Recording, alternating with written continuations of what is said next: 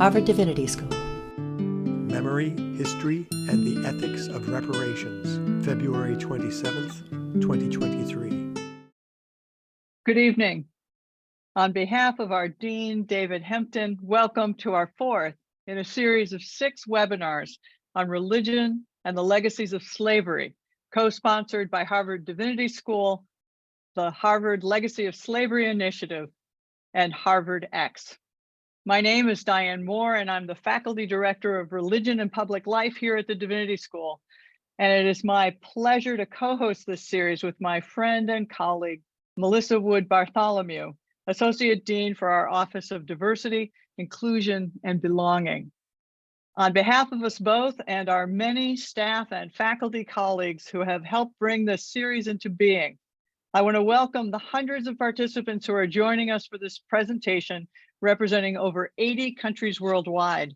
We are so grateful for your presence. Tonight is the fourth in a series of 6 critical conversations building upon and beyond the work of the 2022 Harvard and the Legacy of Slavery report. In this series, we explore through the head and the heart what the academic study of religion teaches us about the tangled histories and legacies of slavery and racism here in the United States and beyond. These tragic legacies are alive and present in many forms, as the news on any given day, in any given hour, devastatingly reveals. We hope that by gaining a deeper understanding of the complex power of religion relevant to the historical and contemporary manifestations of racism and white supremacy, that this knowledge will enhance our commitment to reparative action and racial justice and healing in our own times and in our own context. Ultimately, these conversations are in service of advancing our vision of a just world at peace, healed of racism and oppression. And before we proceed, we pause. We pause out of reverence. We pause to acknowledge and honor those who came before us, who were indigenous to this land, and the African and indigenous people who were enslaved in this country, including the more than 70 people of African and indigenous descent who were enslaved here at Harvard University, as detailed in the Harvard and the Legacy of Slavery report. As a descendant of Africans who were enslaved in this country, I am aware of the potential impact of hearing this tragic history. We remind everyone that as we proceed through these difficult conversations and listen to the exchanges, it is so important to be attuned to what might be stirring up in us and happening in our bodies, particularly as we navigate our emotions regarding ongoing manifestations of the legacies of slavery in this country. Please remember to breathe and take care of yourself during and after this session. We invite you now to pause and breathe with intention and to focus on your breath as we lift up the Harvard University Native American Program's acknowledgement of the land and people. We acknowledge that Harvard University is located on the traditional and ancestral land of the Massachusetts, the original inhabitants of what is now known as Boston and Cambridge. We pay respect to the people of the Massachusetts tribe, past and present, and honor the land itself, which remains sacred to the Massachusetts people.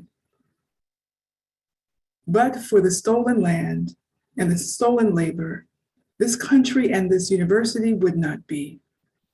Our acknowledgement of the people and the land extends beyond words. It is expressed through our actions, and it's connected to what we're doing through these conversations.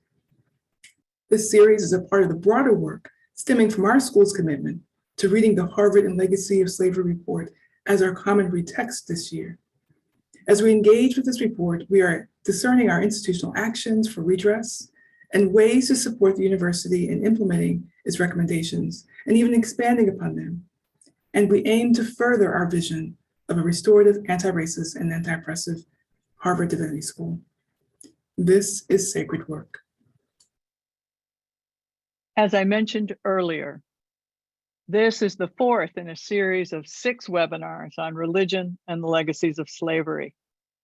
Our first presentation was based on what it means to Our first presentation was by Professor Karen King, who focused on what it means to recognize that Christian scriptures were formed in a social and historical context where slavery was commonplace.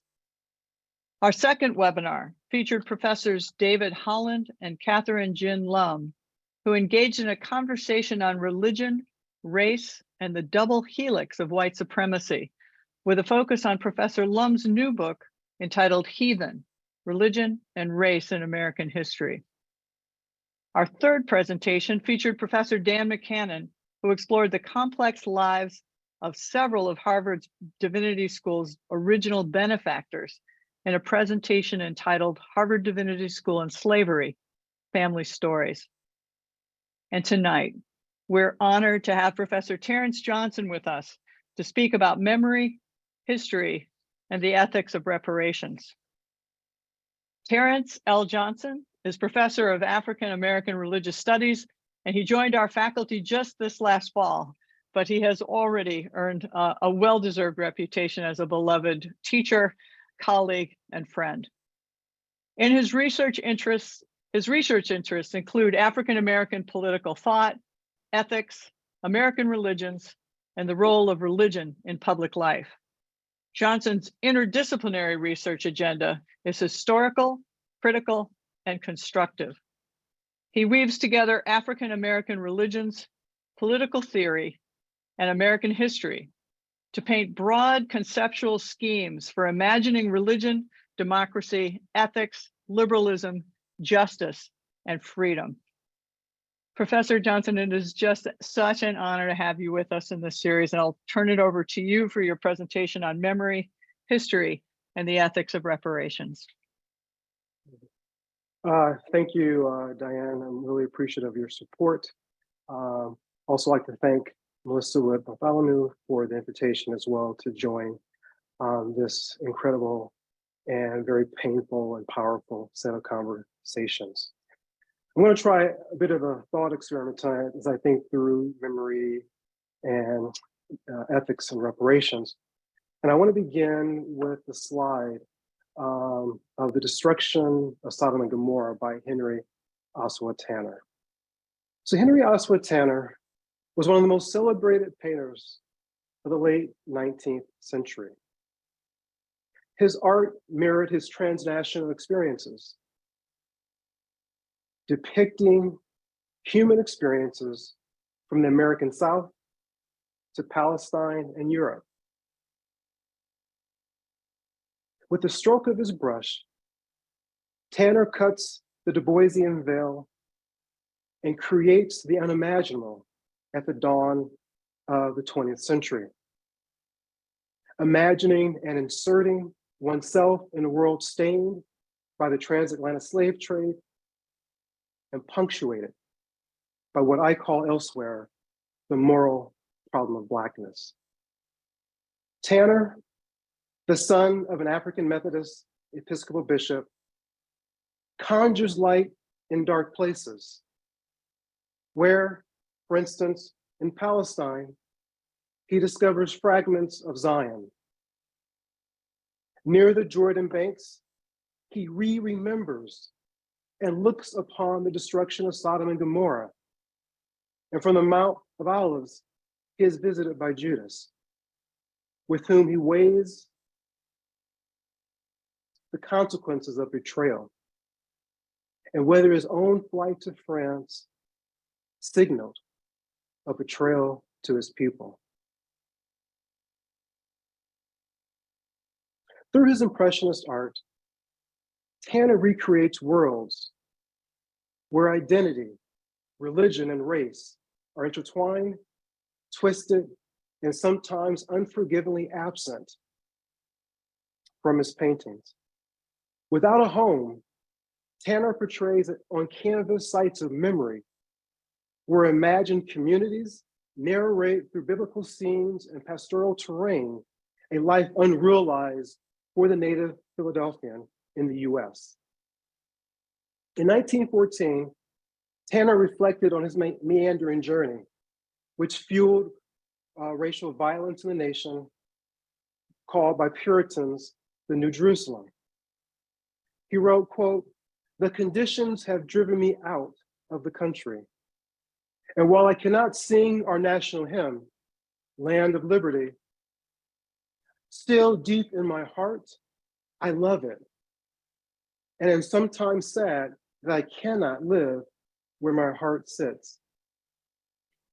Sitting and gazing here on Zoom at the destruction of Sodom and Gomorrah, Tanner, through his use of color and delicate streams of light, that conceals the apparent destruction of Gomorrah. We are left pondering questions of memory, accountability, and repair. His artwork allows us to understand the ethical, historical, and spiritual underpinnings of our past and current struggle for reparations in new and critical ways. Instead, Tanner's paintings, as characterized by our historian Kimberly Pender, are sermons on canvas, where race and spirituality are as inseparable as the head and limbs are from the body. And through his paintings, we, in the contemporary moment, are challenged to sit with his nuances. In the destruction, Blackness finds its way in the light through bodies that may or may not be phenotypically Black or white. He masterfully shifts our attention to biblical narratives and plants our feet firmly in the place many call the Holy Land. And like a good preacher in Black Protestant traditions, the text of the sermon captures the imagination. Judgments of the artist preacher, race, society, and Blackness are temporarily suspended as we gaze upon the flesh of the familiar biblical narrative. The text speaks back to us. The color turquoise looms over the barren land where light sits on the margins. The looming horizon signifies the possibility of life, or possibly a new narration of dread and destruction on the other side. Tanner's religious engagement on canvas emerges from the competing and overlapping aims of Black church traditions, what Evelyn Brooks Higginbotham characterizes as counter public spheres, where the spiritual, political, economic, and educational aspirations find a home. Along these lines, Tanner masks three important moves in his art. First, religion is private, public, and a heuristic tool for interrogating human existence. Second, Tanner obscures through re-narration and color Enlightenment's white-Black binary, where Blackness is the negation of whiteness, the absence of soul and humanity. Third, Tanner's art seems to be preoccupied with abandonment and desolation. Paintings of the resurrection of Lazarus and Judas's betrayal denote an ongoing interest in stitching together in vibrant and celestial colors the dissembled pieces of Black life and of Black bodies. The destruction of Sodom and Gomorrah is a fitting and jarring place to begin this evening's investigation. This conversation on memory, history, and ethics of reparations. As I see it, the paintings blur the fault lines of destruction. The soothing ambiance of sea-like clouds encumbers the epic narrative's intertextual gender and homosexual violence. Is the portrait designed to deceive the audience? Is religion here the source of moral outrage without any textual resources for political and social accountability? Tanner seems to be haunted by a question Reverend Dr. Iva Carruthers raised in a recent essay on religion and reparations. Quote, "What manner of Christianity and Christians could appropriate and twist the word of God to so profoundly justify the protracted dehumanization of millions of persons on the basis of their skin color, and to serve their earthly and personal beneficial interest," end quote. Many of Tanner's portraits belie a buried anxiety directed at interrogating violence and oppression through the moral imaginary. His preoccupation with death, the resurrection, and community underscored through its erasure the political consequences of following, according to Howard Thurman, quote, a Jew of Palestine who was a member of a disinherited people. Where, one might speculate, is the political turn in Tanner's artwork? Where is reparation? As Harvard Divinity School continues to develop new curricular opportunities to theorize, investigate, and understand the monetary benefits secured by universities, religious orders, corporations, federal and state municipalities, and individual entrepreneurs from the slaughter of indigenous populations and the enslavement of Africans, my colleagues and I have been asked to facilitate public conversations on the biblical, historical, and ethical frameworks needed to navigate the thorny public reckoning of the living and the dead. As scholars of religion, we have turned to textual, scripture, and philosophical sources to uncover what is often in plain sight. Tonight, I want to focus on the political imaginary within African American ethics. Please join me in exploring ideals we take for granted. Sit with me. Consider how a constitutional democracy that is safeguarded on the one hand by ideals of equality and equal protection under the law, and on the other hand, punctuated by religious liberty and pluralism, condoned and remained silent as non-whites were systemically killed and denied basic human rights. Here is my developing argument. Systemic violence and oppression are too often portrayed in contemporary public debates, right? And are reduced to individual bad actors, persons falling short of the norms and obligations of a loosely agreed upon social contract among law-abiding citizens. I call this engagement a form of moral inquiry. It hinges on two contested starting points. First, individuals are unencumbered, as it were, detangled from a community and its norms and obligations. Second, within a rights-based society, we assume individuals, institutions, and legislation can prevent and protect individuals and groups from systemic harm without, as the late Charles Mill argued, quote, rethinking, purging, and deracializing. And I would also argue degendering the nation's guiding political and economic resource, that of political liberalism. Now, within this guiding framework, I argue, moral inquiries too often remain committed to securing public apologies and reconciliation, both demanding varying forms of forgiveness from the living and dead. This might explain why institutional studies and inquiries into historic atrocities seem to be reduced to public pledges, statements of regret, and community programming. What theological or political beliefs trigger a desire to forgive slaveholders, their beneficiaries, and financiers, one might ask? Why do institutions seek forgiveness for past harms and crimes? Matthew Potts offers an intriguing analysis of the utility of forgiveness. He writes, forgiveness is, quote, a self-reflexive and non-retaliatory ethical posture that begins and ends in failure, end quote. I am inspired by his argument. I'm also convinced by it.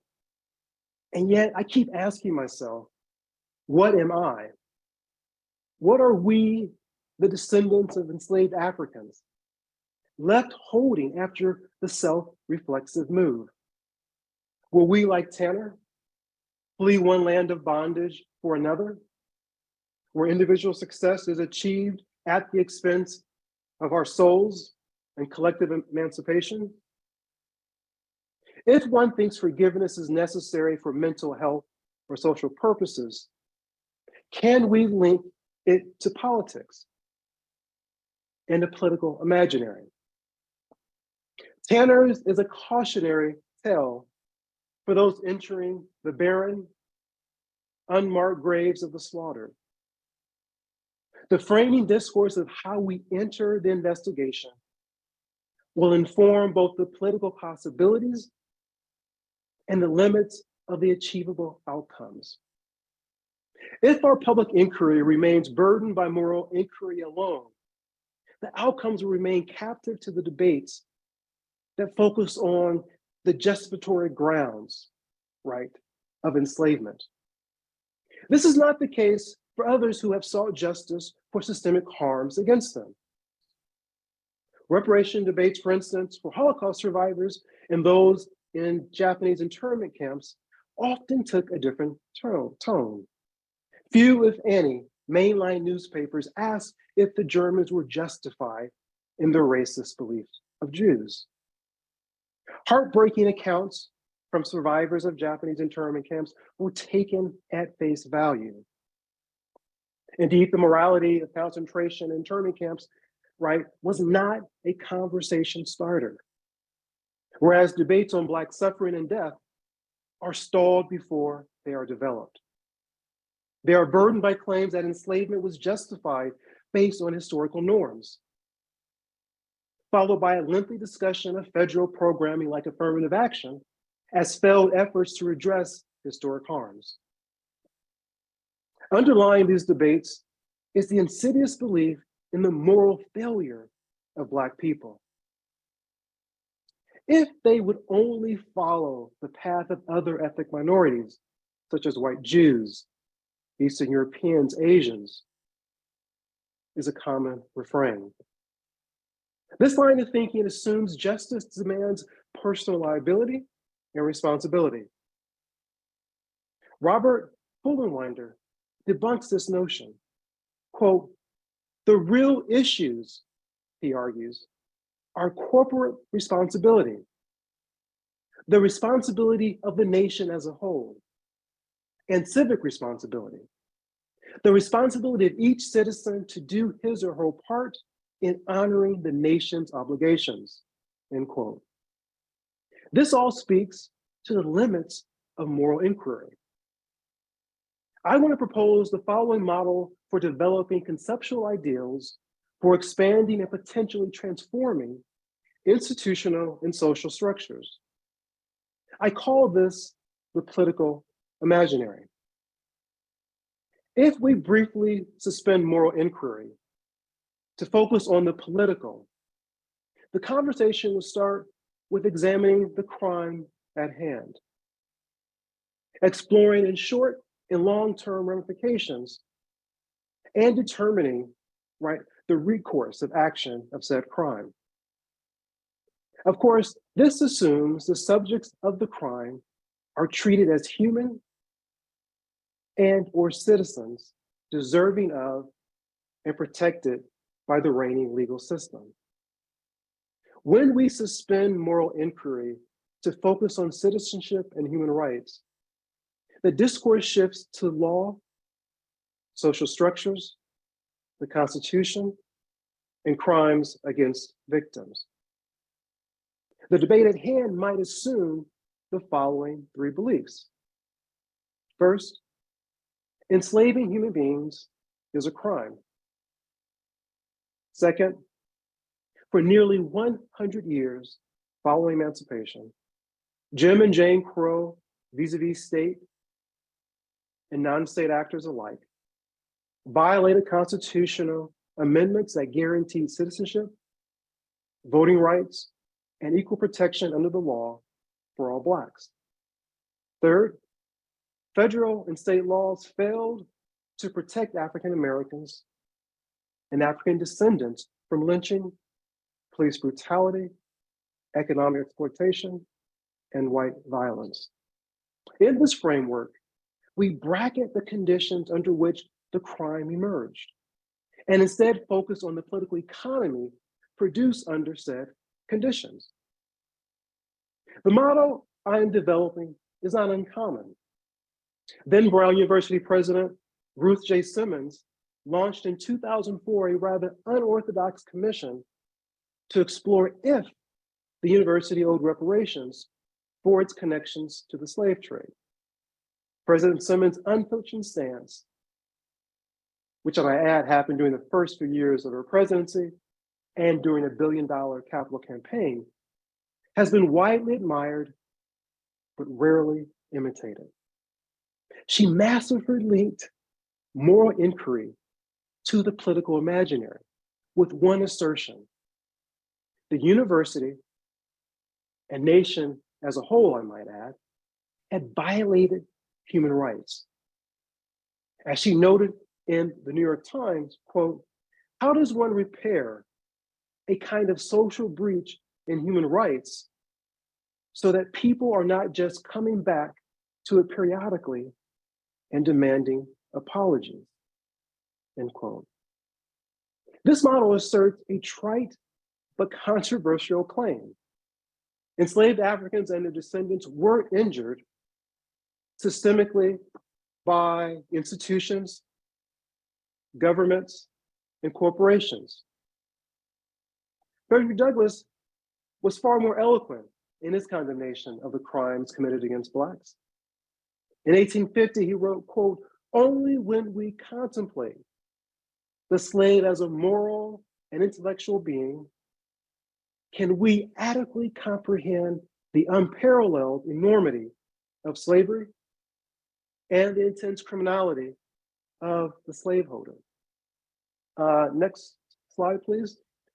And here it's important to keep in mind that Du Bois argued as early as 1896, 1897, right, that part of the issue is this idea that the Negro was the problem. Not simply an example of the problem, but the very embodiment of the problem that the nation faced. Now, President Simmons, without implicitly or explicitly acknowledging Du Bois or Douglass, in many ways seems to accentuate what these men were articulating, right? She accentuated this idea from her presidential pulpit to grapple with the moral and political implications of social marginalization, right? Of the real life effects of what it means to be a problem. Now, in her Zoom address to the Harvard class of 2021, next slide, please. Next, please. President Simmons describes her alienation in graduate school. And in many respects, her example is the kind of flesh of Douglass's argument, and the flesh of what it feels like to walk and exist as the problem. Product of a segregated upbringing in Houston and undergraduate study at an HBCU, I'm ashamed to say that in my youth, I secretly bought into the prevailing racial assumptions of the day. That someone like me would be ill prepared to benefit and contribute to study at a university of Harvard stature. I expected to be flat-footed, if not oafish, in the company of well-heeled and urbane students who had the advantage of the best education and experiences. While not outwardly immobilized by fear of failing the biggest test of my life, I was inwardly terrified that I would fail to measure up. Uncertainty and malaise governed my early days at the university. Harvard was, you see, a place steeped in other people's traditions, traditions that I could not easily access. My reaction was very much akin to the French expression denoting window shopping, lécher les vitrines. Those of us who are outsiders are often as mere observers looking through windows, salivating and wondering how we might ever be able to attain a sense of inclusion, acceptance, and respect. Just as when, as a child, I was banned from white establishments, I identified as the outsider looking enviously at others at Harvard who not only had full access to the university's history and traditions, but who also could so easily see themselves reflected in them. Few things that I could see at Harvard at the time represented me. And so her moral archive points, I want to argue, to the political injury, not simply a form of self-deception or feelings of inferiority, which is often how we characterize students who feel alienation at elite institutions. But in fact, she argues that her very body had been marked, and that as an outsider, right, she was not given the privileges, the rights, and the responsibilities due someone who had been admitted into a graduate program. This, I argue, is her attempt to focus on the political injury, right, against Black and brown students who enter institutions of higher learning, where they are tolerated, but neither wanted nor respected. Douglas and Simmons sketch political pathways, I argue, designed to dismantle the structural means through which enslavement, colonialism, and anti-Black and Indigenous violence survived, flourished, and reproduced themselves.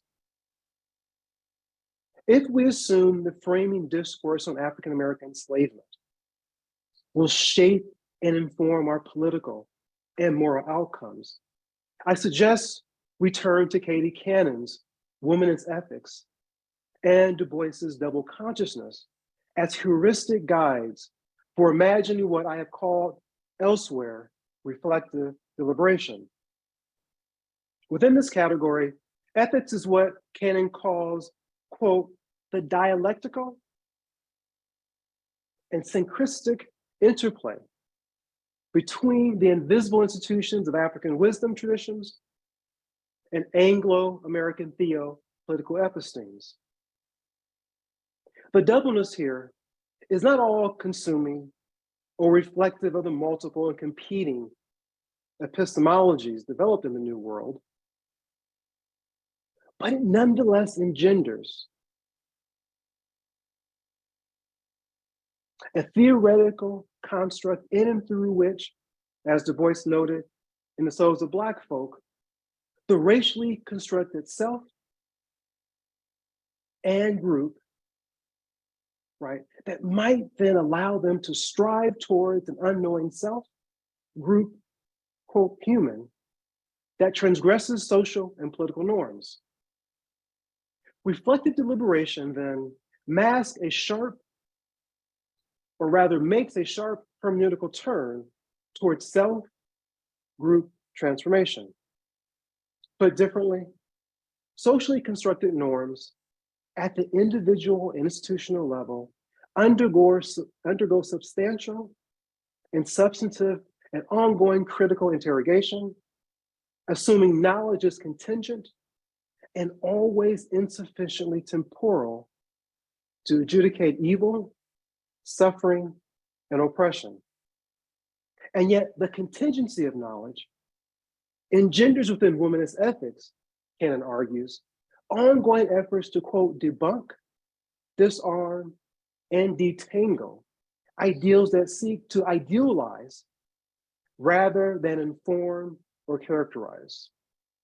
In the material sense, reflective deliberation is the embodiment of Higginbotham's counter-public spheres, where texts like the Bible, sermons, singing, and exhortations are performative tools designed to affirm, cajole, censor, and transform.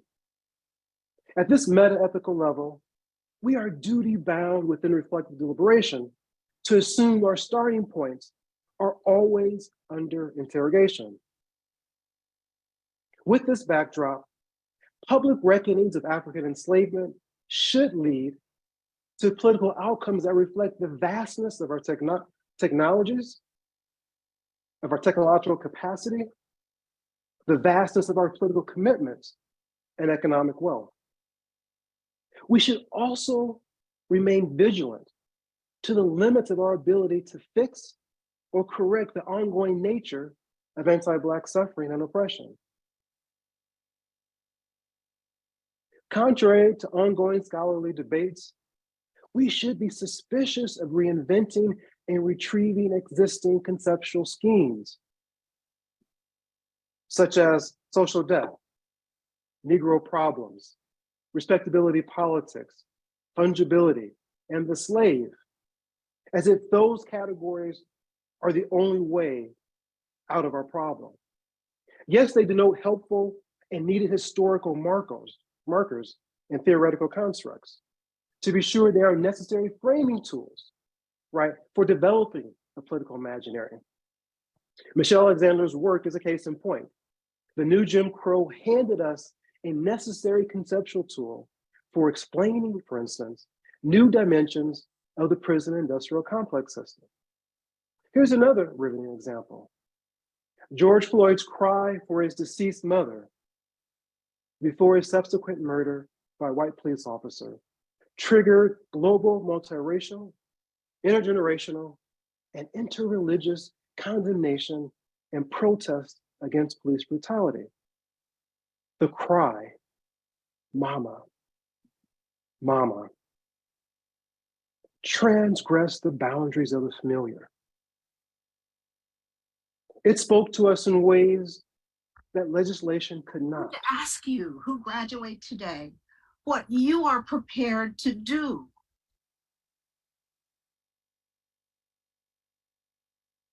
And it transgressed, right, what was familiar, creating witnesses around the world to the strangers, the Samaritan, as it were. So reflective deliberation seeks, right, to engender the same kind of generous spirit, right? It seeks to mobilize, seeks to expand what we think is possible, right? The norms of what we think are possible. It too seeks to reconcile more inquiry and political engagement to make both theoretically robust and relevant. Now, a brief sort of sketch of how do we get here. Now, debates on reparation date back to the Civil War, when General William T. Sherman issued a special order for 40 acres and a mule for soon-to-be emancipated African Americans. During Reconstruction, Senator Charles Sumner and Congressman Thaddeus Stevens of Pennsylvania, for example, argued for, quote, land redistribution to the formerly enslaved. Blacks also initiated their own legal efforts for compensation for unpaid labor a half a century earlier, dating back to 1783. For example, 80-year-old Belinda, a free woman in Boston, sued her former enslaver for unpaid wages. Abolitionist David Walker also called for restitution and compensation as well in his 1829 appeal. Now, the mid-20th century witnessed a firestorm of calls for reparations as well. Members of the Student Nonviolent Coordinating Committee and scholars and activists like Angela Davis, Stokely Carmichael, A. Philip Randolph, Martin Luther King Jr., our own Preston Williams and Charles Ogletree called for reparations in varying forms, ranging from the abolition of capital punishment to a guaranteed minimum wage and annual income. James Foreman's 1969 Black Manifesto is the best known religiously inspired argument for reparations in the mid-20th century. Foreman called for $500 million for Black institutions and organizations from what he called white Christian churches and Jewish synagogues, end quote. At the federal level, the late Congressman John Conyers' bill to create a commission to study reparations for slavery and segregation was introduced to Congress in 1989 and has been widely used to support nationwide commissions on slavery and reparations. Now, the debates on reparations have teetered between examining the moral culpability of whites and the political consequences of individuals and corporations benefiting and profiting, respectively, from past and present Black enslavement, exploitation, and oppression. Next slide. Vernell Boxill, long before Charles Mills's acclaimed The Racial Contract, asserted two important claims about white obligations and reparation in the liberal society. First, whites benefited from a social contract designed to benefit them at the expense of marginalized groups. Second, individual whites owe reparations, quote, even though they have been merely passive recipients of benefits, end quotes, and rewards. Now, here is an intriguing use of moral inquiry. The violation of the ideal social contract, not necessarily the crimes against the enslaved and exploited, seem to be the motivating factors for reparation. Now, Boxill distinguishes compensation from reparation. Compensation, he argues, is due immediately after an injustice has occurred. Former NAACP Legal Defense Fund head Jack Greenberg further delineates compensation by arguing that it may be given, quote, to victims of the atrocity, right, that are small in number or have been smaller in number. Now, reparation for Boxill, on the other hand, may be offered to rectify past injustice. It is also an acknowledgement of an historical transgression. Quote, the case for reparation to Black and colonial people depends precisely on the fact that such people have been reduced to their present condition by a history of injustice, end quote. The evidence of injustice is an acknowledgement of wrongdoing, he argues. And he adds, quote, the injurer implies that the injured has been treated in a manner that benefits him, end quote. Put differently, the apology acknowledges the equal political standing of both parties. And in an ideal setting, this move is noteworthy. However, the early Du Bois reminds us of an alarming social norm. The Negro's plight is not contingent on social and economic barriers per se. The Negro within a white supremacist society is the problem. Someone who is innately inferior, inadequate, and desperately in need of discipline. The discipline here is in line with what Anthony Penn calls rituals of reference, which through violence reinforce Black criminality and the dire need to subdue and subsequently kill Black and brown bodies. Afro-pessimist thinkers like Frank Wilderson III extend Penn's argument and suggest something more alarming. Anti-Black violence is the source of American ingenuity, a necessary act to sustain and reproduce the nation's political economy. Now, the endemic nature of Black suffering and death, scholars like Wilderson might suggest, fosters the third shift in debates on reparation. The move focuses on reparation as a tool to transform society without moral inquiry. Scholar activists such as Robin D.G. Kelly, Angela Davis, and Brian Stevenson advocate this move. Indeed, Kelly notes, quote, if we think of reparation as part of a broad strategy to radically transform society, redistributing wealth, creating a democratic and caring public culture, exposing the ways capitalism and slavery produce massive inequality, then the ongoing struggle for reparations holds enormous promise for revitalizing movements for social justice, end quote. Transforming policing, prison abolition, and mass incarceration, especially of juveniles, are additional critical sites of engagement within a model of reparation that's rooted fundamentally in the notion of social transformation. Critics, of course, will raise deep concerns about the political viability of any form of reparation, and especially one that threatens the current political economy. Such reservations should remind us of 2 points. First, counter-arguments are needed both to sustain ongoing deliberations, and to avoid falling prey to a tyrannical, charismatic leader or dangerously rigid political imaginaries. Second, the model I'm proposing is not designed to take us to a promised land. Instead, it encourages ongoing struggle and reflection until death. In closing, I want to turn back to Henry Oswald Tanner. His acclaimed religious art is a reminder of the ethical limits of our struggles. In an early black and white painting, which you see on the screen of Judas, discovered by art historian Jeffrey Richmond Mole in Tanner's archives a few years ago at the Smithsonian, Judas is on his knees, back straight, looking up, wearing a turban or some type of headcloth. This rendering of Judas defines and defies depictions of him as a self-consuming traitor.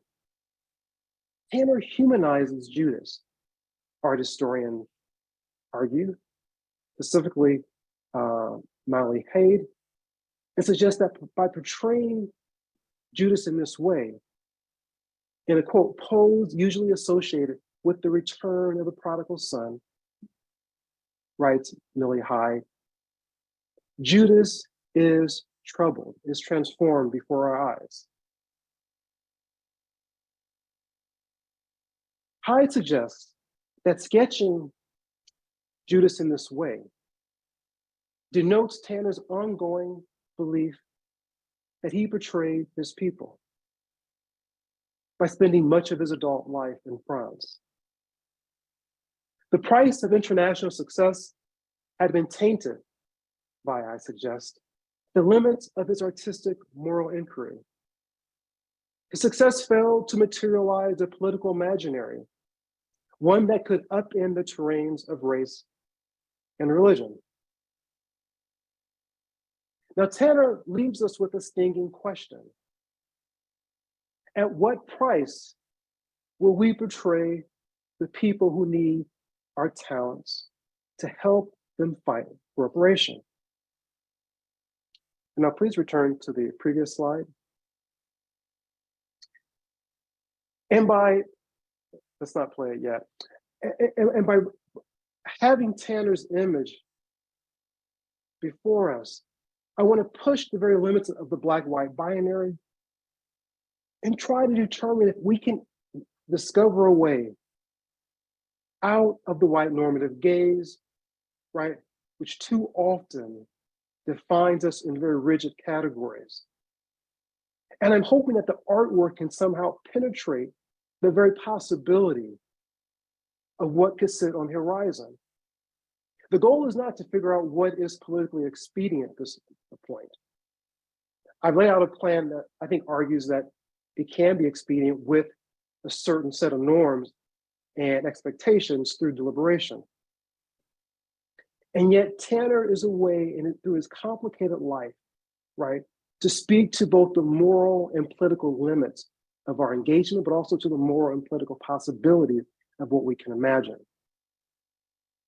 Now, in the address we saw earlier, I want to highlight a different point that President Simmons makes at the very end.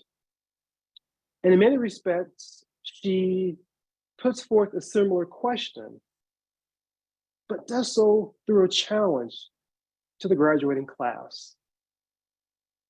Let us listen. I've come to ask you who graduate today what you are prepared to do to acknowledge and address the historic biases and inequities that so many continue to experience. Will your actions point us in a more uplifting direction? For just as we recount the moral bankruptcy of those who cruelly enslaved others, we also tell the story of those who were equally guilty because they refused to challenge the practice of slavery.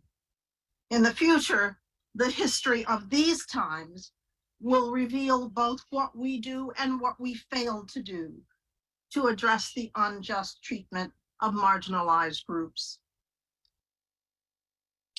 This challenge, I argue, in many ways, right, speaks to the many ways that we are challenged to discover, right, I want to ask you, who graduated? new possibilities.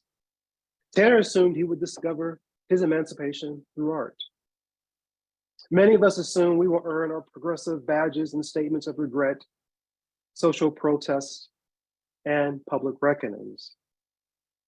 In those noble acts, we nonetheless fail to articulate a political imaginary, right, which demands sustained attention to the political economy and social structures. This is the ethics of reparation. And so before we open it up for discussion, I just want to recap a point articulated by Ruth Simmons, right? And this is the whole notion that we have failed, right, in many cases to articulate the degree to which our past is not simply about bad judgments, about a failure to live up to a text, right?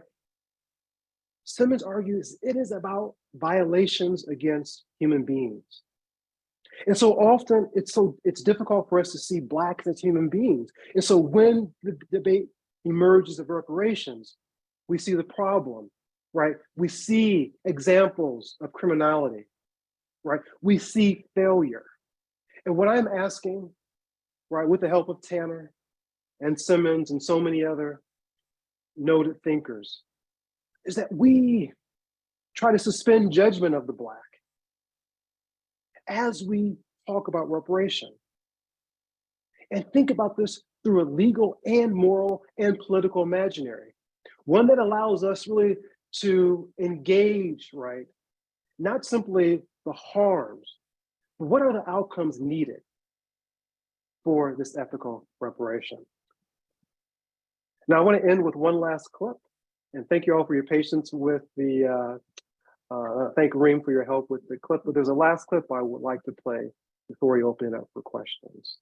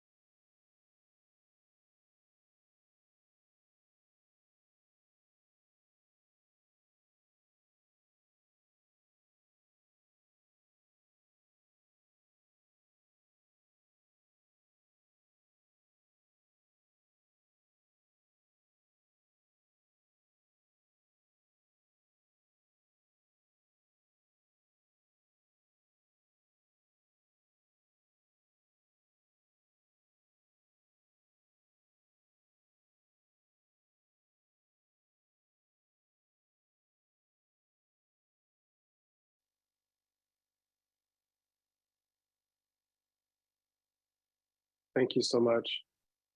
Really excited to join the conversation with my colleagues,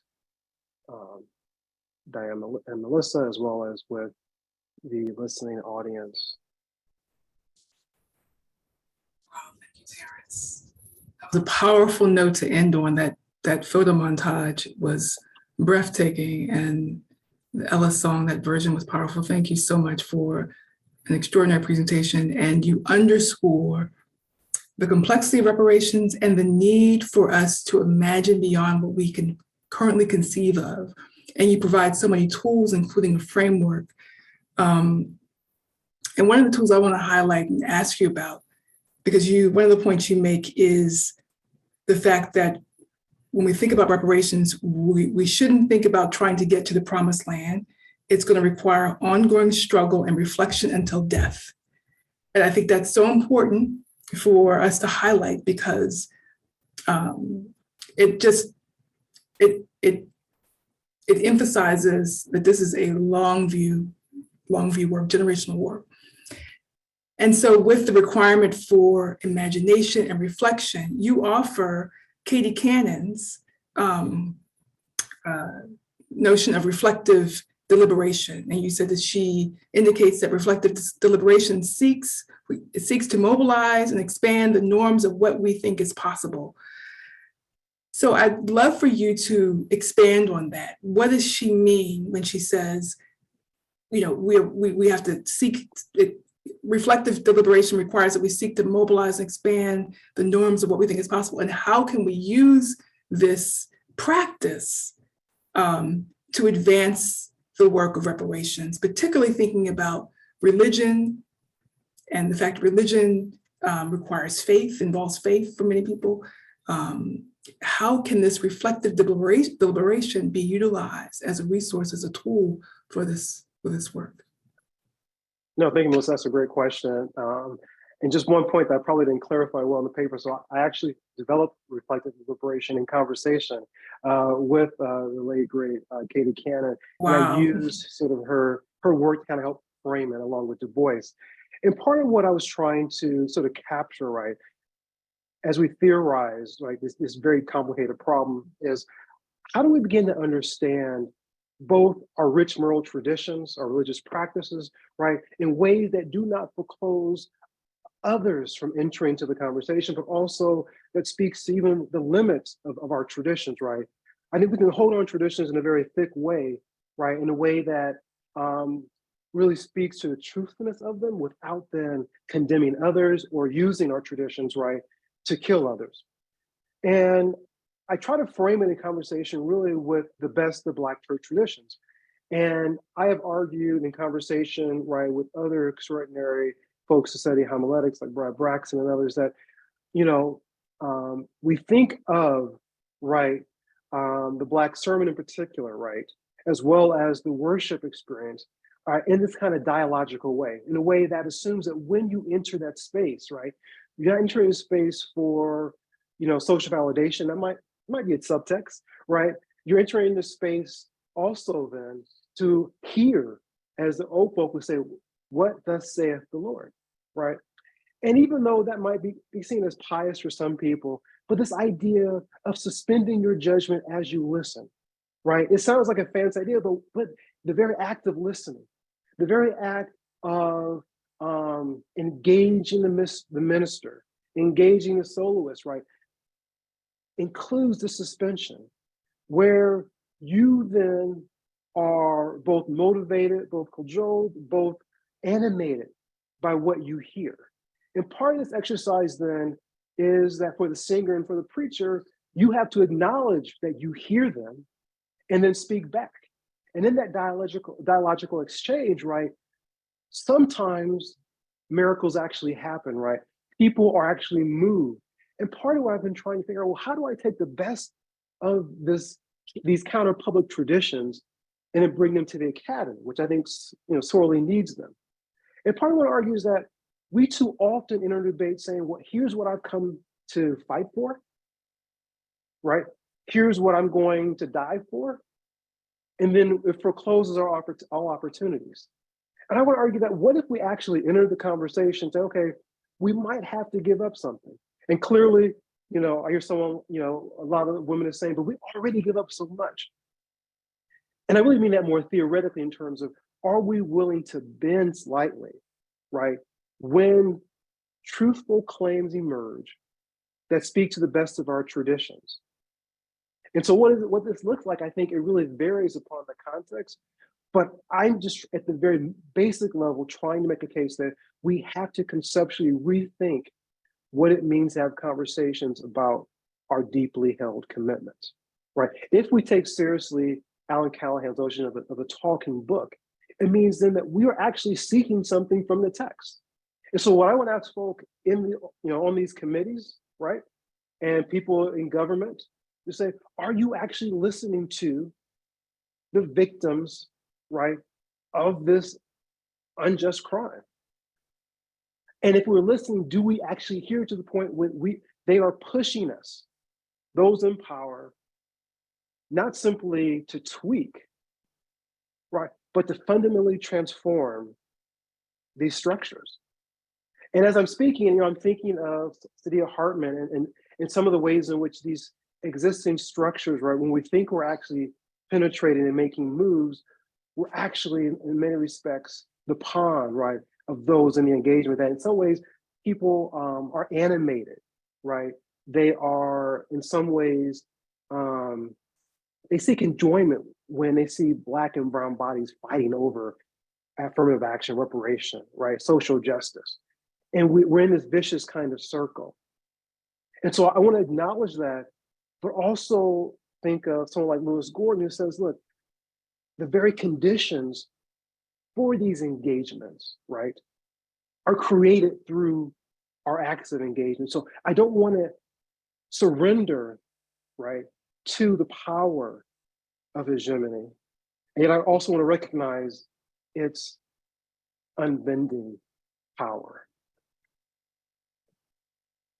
I appreciate that, because what I hear so strongly is that you're calling for space for reflection, for folks in this work to listen for something new to emerge. And whatever sector, whatever realm that is, not coming in with a grip on a foregone conclusion and an idea of what you think is going to happen or how it's going to happen, but being nimble and flexible and open for something new to emerge. And I would even add, in the context of people who believe something for the divine, a way for the divine to bring possibilities and bring forth miracles. So I appreciate that. I appreciate that that is a resource, the power of listening and reflection. So thank you. Thank you so much. Well, thank you so much, Terrence, Professor Johnson, for this really illuminating framing. What I heard a couple things, and I just want to, I heard many things, but I want to maybe try to underscore. I think what I hear is your foundation, both to hopefully represent what you were saying, but also to ask then kind of strategies, if you will, for what it means aside from deep listening and that dialectic for identifying what you call here. What you make this comment. Sorry, I'm sorry. I've got like 4 things going on. You've really sparked so many ideas in my head. But you say how we enter the investigation sets the outcome. I just love that frame, because essentially then what you're saying is when we have this individualized notion, what I think you're calling moral inquiry, that we are setting ourselves up for a particular strand of ideological and social constructs relevant to then whatever outcomes we can come to. And those outcomes, as I hear you say, are always going to be insufficient to really wrestle with, confront the legacies of these abominations that we continue to reproduce today. So then I hear you engaging in this idea of like, what are the then patterns? What is it that we can do to create new structures, or to be aware of the structures that exist that do end up negatively determining outcomes that we would otherwise be open to an imaginative, the political imaginary, as you say. So I'm struck by two things. You started this whole talk by saying that scholars of religion uncover what is often present in plain sight.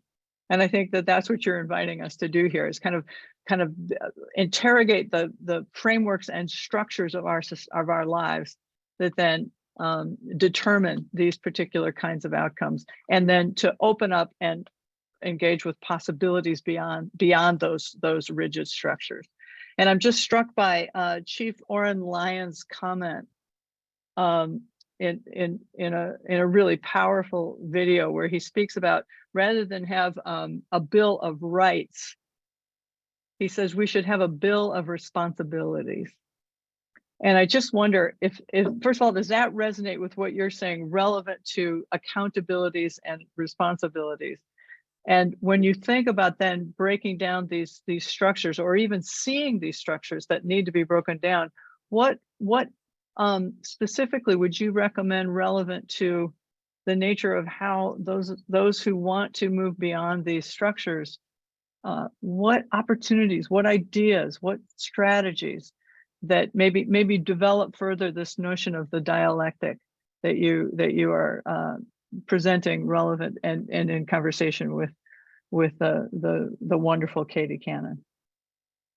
No, thank you. You and Melissa are asking very difficult questions. We're supposed to just theorize and not have the answer. But thank you for pushing me.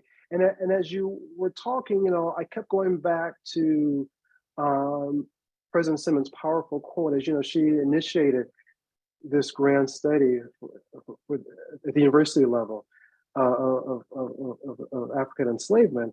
And I was struck when she used the term human rights, right? And to me, it changed even how I saw the starting point, right? When I was at Brown, when she announced the study, and I was like, one, why are we studying slavery? Because we know people don't care. It's simply a conversation that, we'll have at a cocktail party and we'll pat ourselves on the back and move on. But then as I read more closely what she was doing, it was like, no, I want to examine whether or not we owe reparations. Like, whoa, wait a minute. That's a different conversation, right? That is changing the narrative and changing structurally the narrative, right? You could argue about the outcomes or whatever, but that starting question, I think fundamentally changed, right? The scope of Brown's report, and could have changed the scope of other universities' reports. And I'm not sure anyone else has followed that model. So that's one example in terms of the starting point is about investigating our role or trying to come to terms with it. It's like, what do we owe these people? And again, I think it's a very powerful statement for someone in power, right? And especially for the first. As we all know, the first in any position is simply there often to make sure that the next person can succeed, who is an other. And so I commend her for that radical move. So that shifts the conversation. The conversation is then about what financially do we owe? And then how do we begin to then parse out that kind of debt? So I think that changes the conversation. And I think secondly, what changes the conversation, right, is that the expectations then of people sitting around the table will change, right? This is not about a dislike. This is not about blaming white people, right? This is not about, making African Americans just feel better about themselves, right? All the language that right now I think is being used, right, in some ways to condemn what most people call critical race theory, but actually don't know, that people are using a certain kind of language to mischaracterize, right, what political struggles have attempted, right, to achieve. And so I think by sitting at the table with the notion of reparations on the table, right, changes in the very questions we're asking, right? We are now thinking through what are the structural changes, because as you know, talking about the finances, right, is a major structural issue. And so that then creates another set of conversations. So I think those two examples really speak to, right, the ways in which we can radicalize our conversations on campus. And I think, and again, I think more inquiry is really helpful, but I'm trying to push myself out of that because that's what's comfortable for me in terms of, oh, let's reflect, let's contemplate. And I think that's extraordinary. But now I'm trying to push my own scholarship to say, well, what does this look like politically? And then third, if we have reparations on the table, right, it then changes then what Lewis Gordon calls our political commitments, right? What are the political commitments behind this particular study, right? Not in the ideal sense, but how do the ideals then translate into specific, right, structural changes in terms of how, at least at the university level, how we operate.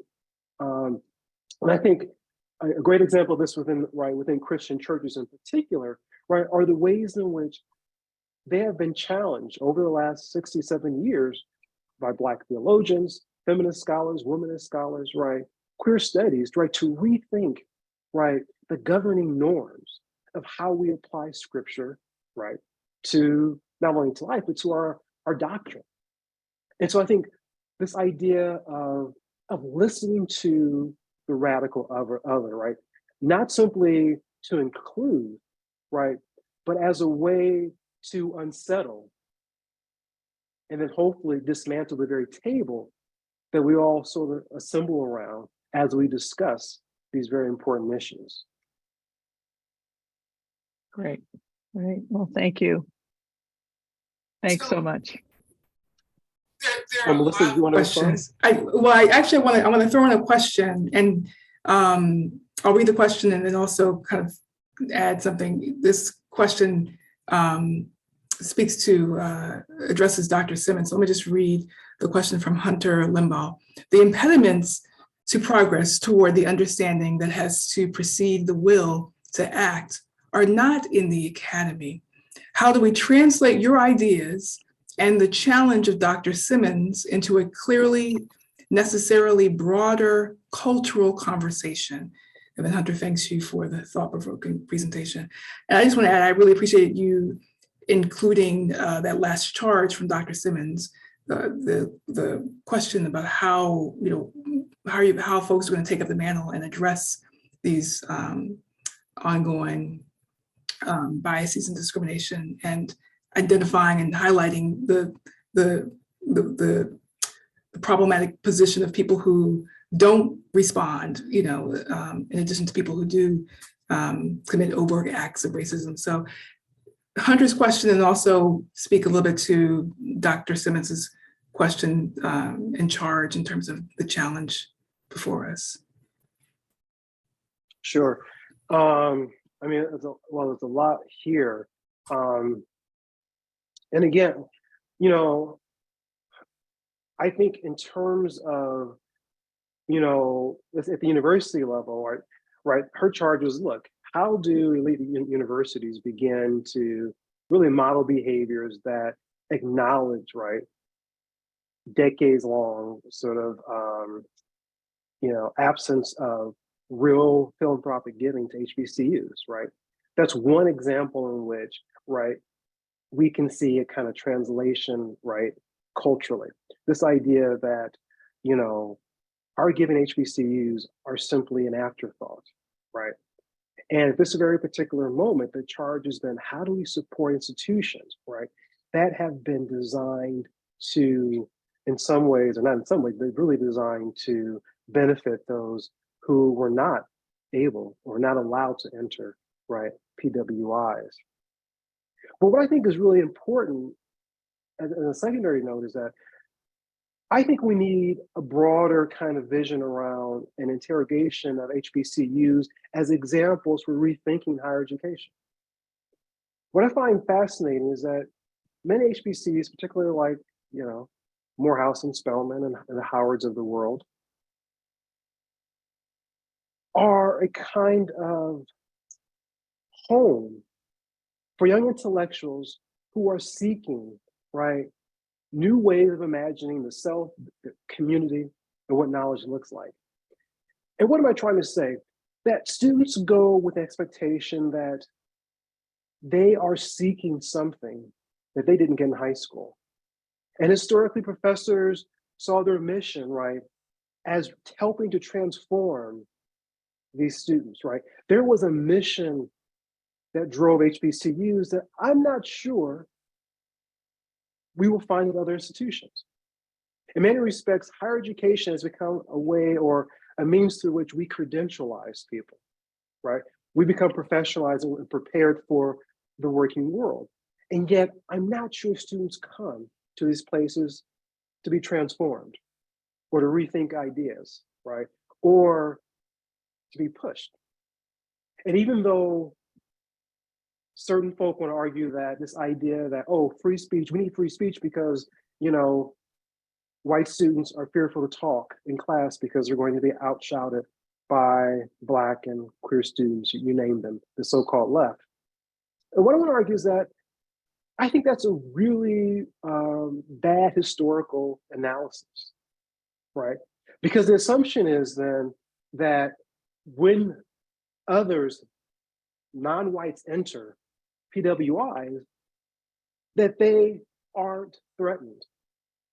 And that somehow they don't have to learn, or there's a lack of recognition that they come to these spaces with multiple languages, right? And that their very existence demands, right, that they speak multiple languages in the classroom.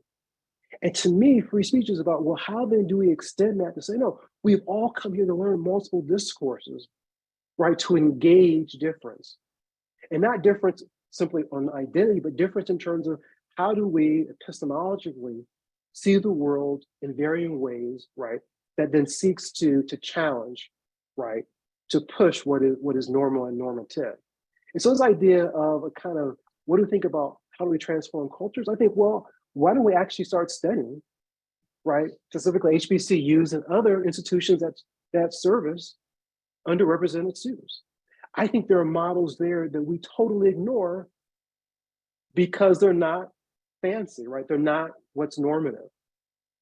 And in fact, our challenge, right, as people who engage art, right, who talk about politics is to, again, how do we seek out those things that are right in front of us, but we ignore, we take for granted?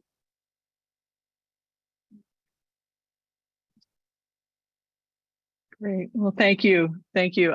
I've got another, as I continue to hear you speak, and I feel like so central to your critical message is this fundamental shift, again, that I accounting to Oren Lyons about this notion, rather than the focus on individual capability and achievement, which I think is so much at the heart of the American narrative of rugged individualism, of individual autonomy, of freedoms, that we actually ignore the interconnection that is true about not only our interconnection with one another and responsibilities therefore relevant to that, but also our interrelationship with the earth itself, which is also a part of what he's representing. So I just, when I hear you think about these paradigm shifts and these changes and responding to some of the questions in the Q&A, I can't help but potentially encourage us to be thinking, like, fundamentally, like, what does it mean to make that shift away from what I would call the fiction of the autonomous self, and really wrestle with the accountabilities and interrelationships, interconnections that is just true about the human condition. And I just wonder, can you talk a little then about is that a relevant shift to what you're trying to represent here in terms of motivations or vehicles for actually rethinking what is, again, so common around us and before us and within us around these structures? And is that representing what you're getting at, relevant to then potential actions people could take just to do a shift of imagination around our accountabilities and responsibilities? Or is that a little off of your commentary? Well, no, I think it's connected, and it's connected in part because I simply want to create the conditions for these new political imaginaries to emerge. And so the direction your group might take it, I don't think I have ownership of it. I simply want to say, how do we facilitate? Because we're going to get pushback. And I simply want to facilitate the conversation. So I think one great example is this idea, as I mentioned earlier, around the talking book and African-American traditions in terms of biblical hermeneutics, right? Historically, African-Americans have read this had the text as this kind of ongoing conversation. And again, I think the implications of that are profound, right? And the common sort of example is the Exodus narrative, right? Where African-Americans said, look, despite what the enslavers said, I actually see that God freed the children of Israel. So if Yahweh can do that for them, then I believe in that promise, right? And what was, I think, brilliant is that they didn't wipe out and say, oh no, we're going to replace the children of Israel, right?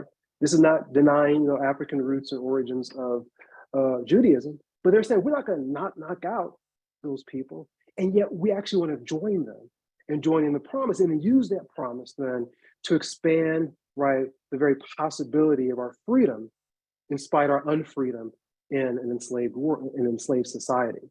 And so that example speaks to how, again, you have a text that's guiding, that's normative for the community, and then you engage in a way, right, that you pull out what is necessary, right, for expanding, but not expanding for individualistic purposes, but expanding based on notions around justice and around freedom, right, that speak to human flourishing and speak to protecting nature and the earth.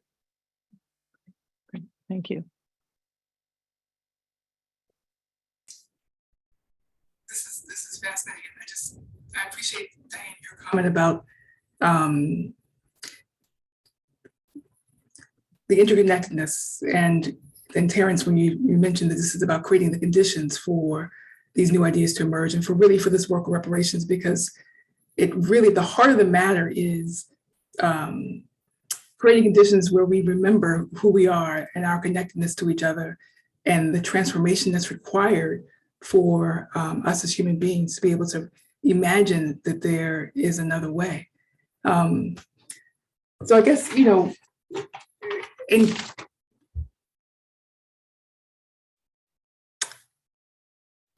I don't know, Diane, do you have a question, or is there a question in the Q&A that you think? Yeah, I was just going to say maybe we might have time for one more here, and it's from our colleague Dan McCann. I was just looking at that. Yes. Yeah.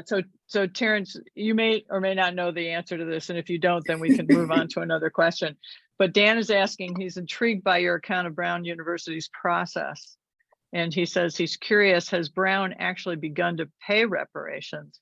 And if so, how were they structured? Yeah, fortunately, I don't have the answer to that. I know they've had several committees, and they've done a lot of programming and created, like community links and links to local public education and public high schools. I'm not sure. I don't think they're calling it reparations, but I know there's a lot of outreach, and some of which includes, I think, monetary distribution. Right. Because there's the will, and then there's the way, and then there's the actual process.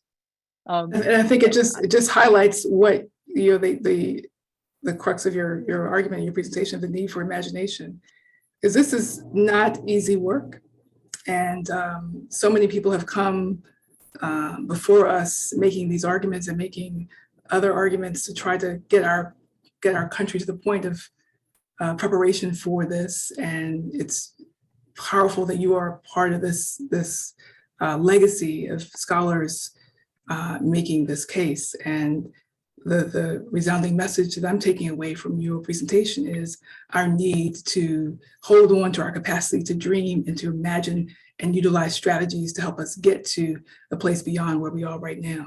So I'm really grateful for you, Terrence, for this, all that you've offered us. Yeah, thank you. And I agree. And the other really resounding power of what you're saying is to be engaged in a process, a dialectical process of listening and responding in ways that are sometimes really uncomfortable, but so critical for the political and moral imagination that you are so beautifully inviting us to consider. So thank you so much. Yeah, thank We you all. It are, was a pleasure. yeah, we're just about out of time. I want to thank everyone for being here in attendance and for joining us for this conversation.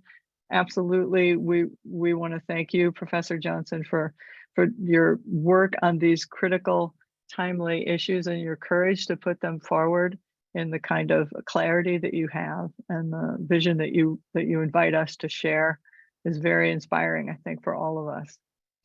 The recording will be available on our website in a few days' time, as are all the recordings of the series. We hope that you will all join us next week for our fifth session, the fifth session in our webinar series entitled Slavers and Slavery, a Dialogue with Descendants, that will feature Professor Tracy Hucks and Dane and Constance Perry, who are racial justice advocates and contributors to a documentary film entitled Traces of the Trade, a Story from the Deep North. And in that session, Professor Hucks will lead a discussion on slavery and the slave trade that focuses on New England and the DeWolf family of Rhode Island, understood as the largest slave trading family in the United States. Dane Perry is a direct descendant of the DeWolf family, and he and his wife, Constance, will reflect on this legacy and share information about the reparative and healing work that they have devoted their lives to conducting in response. And finally, I just want to acknowledge that this is important and challenging work, that and that we encourage audience members to reach out to others in their own communities to ponder, process, and engage in further reflections about what was heard and experienced in today's session.